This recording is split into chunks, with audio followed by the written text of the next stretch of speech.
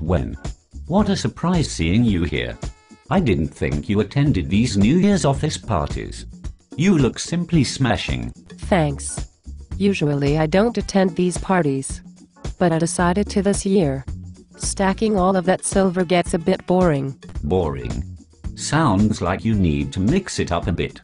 Why don't you toss in some Somali elephants or Fiji tacos? Actually, I'm glad we ran into each other because I'm thinking of investing differently next year. Really? How's that? Well, this friend of mine has convinced me that with silver prices so low, it's a good time to jump into the mining stocks.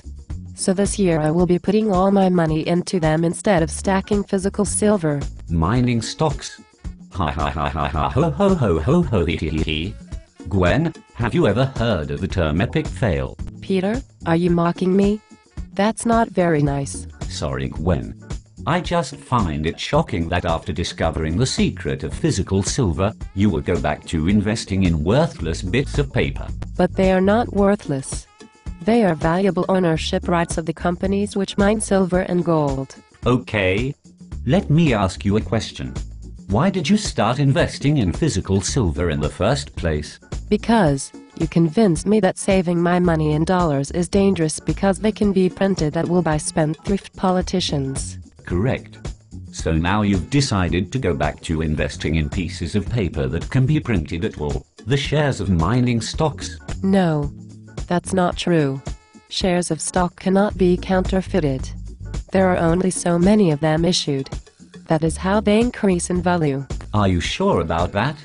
Have you ever heard of naked shorting and failures to deliver? No.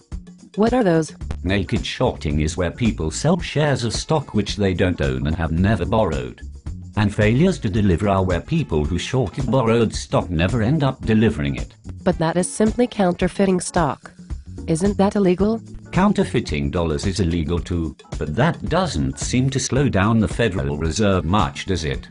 So you are trusting the very same government which is counterfeiting its own currency, as well as allowing gold and silver to be suppressed, to stop naked shorting. But if the laws of shorting are not properly enforced, and people can counterfeit shares of mining companies, then mining shares are just as worthless as paper dollars. Exactly. But it gets even worse. Really? How's that? Did you know that the poor countries of Central and South America mine nearly half of all the world's silver? No. It's true. Mexico, Peru, Bolivia, Chile, and Argentina mine nearly half of the silver every year.